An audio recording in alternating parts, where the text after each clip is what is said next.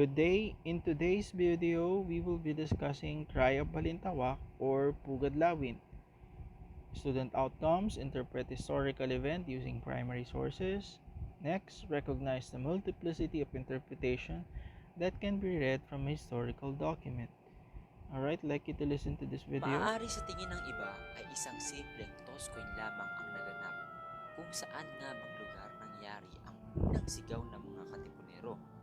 Ito ba ay sa Balintawak o sa Pugad Lawin? Taong 1896, ika-23 ng Agosto, sinasabing nagsimula ang Philippine Revolution sa pangunguna ni Andres Bonifacio nang mabuking ang lihim ng mga katipunero, kaya naghudyat na sila ng isang himagsikan laban sa mga Kastila. Ang tanong, saang lugar ito naganap? Ayon sa National Historical Commission, ipinahayag ni Teodoro Agoncillo na nagsagawa ng pangkalatang pulong ng mga katipunero si Bonifacio noong August 24, 1896, pista ng San Bartolome Malabon. Napili ang petsang ito para makaiwas sa mga security checkpoints. Dala-dala ang kanilang mga armas. Agosto 19, 1896, si Bonifacio at ang kanyang mga kasama ay naiwan sa Balintawak.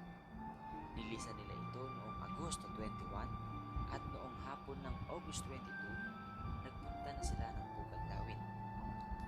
August 23, sa bakuran ni Lawin Ramos, anak ni Melchor Aquino, sabay-sabay na binunit ang mga sedula, pagpapakita ng hudyat ng paghihimagsik. Kinumbinsi ni Teodoro Agoncillo ang National Historical Commission na ilipat ang petsa ng August 26 sa August 23 at ilipat ang lugar mula Balintawak sa Pugad Lawin. Ayon naman kay Dr. Pio Valenzuela, kilala na malapit na kaibigan ni Bonifacio, sabi niya na ang unang sigaw ay nangyari sa Balintawak noong August 26, 1896.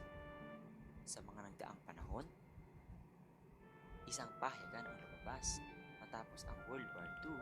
Sinasabing ang unang sigaw ay naganap sa Pugad Lawin noong Agosto 23, 1896.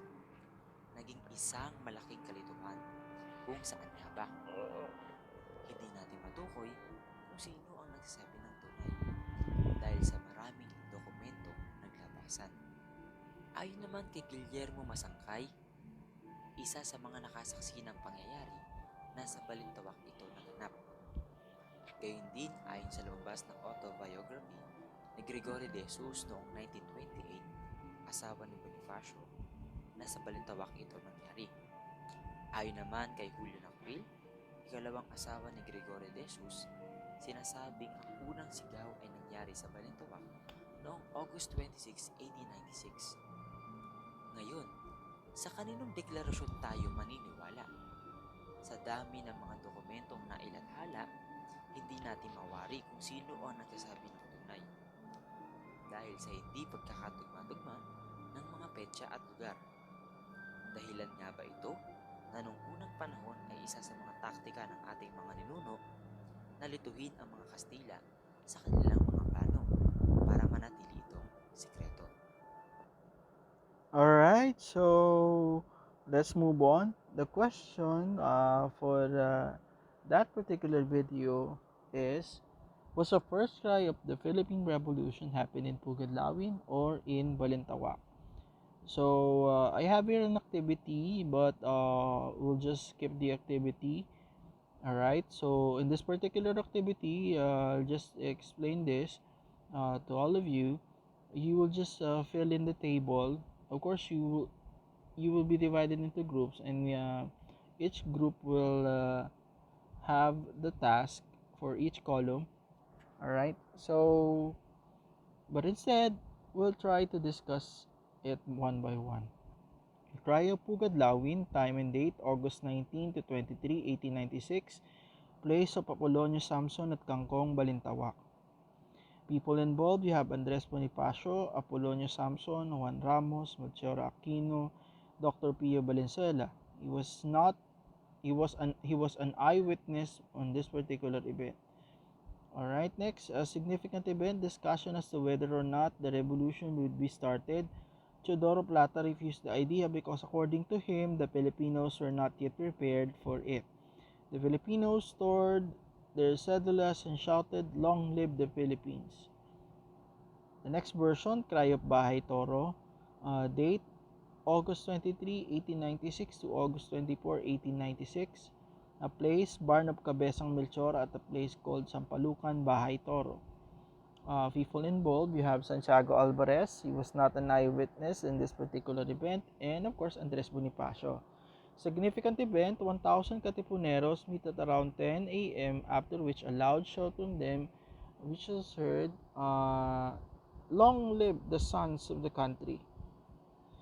The next version is the version of Gregoria de Jesus. According to her, the cry of the First Philippine Revolution happened on August 25, 1896. So, significant event, an eyewitness, Gregorio de Jesus, as mentioned, an eyewitness and narrated the story of the event of the first cry of the revolution. After the revolution, she was in Caloocan with her parents. When she was told that she will be arrested by the Spanish government, she fled to Manila to find refuge, but in Manila, people refused her homage for fear of being persecuted by the Spanish officials. Next, the cry of Balintawak, August 26, 1896. The people involved, you have General Guillermo Masangkay, Andres Bonifacio, Teodoro Plata, Pio Valenzuela, Enrique Pacheco, Frances Carrion. Significant event, the Katipuneros, they destroyed their cedula and they were shouting, "Long live the Philippine Republic." Okay, so the question here for those particular data, which account do you believe in? Probably version 1, version 2, version 3, or version 4.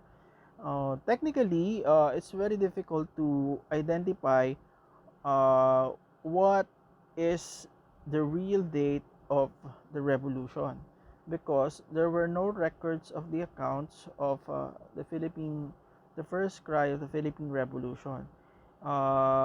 As you observe, or maybe you have noticed, these were all narrations coming from people, but the technical fact or technical evidence that support the dates of the first cry of the Philippine Revolution is until now is still missing.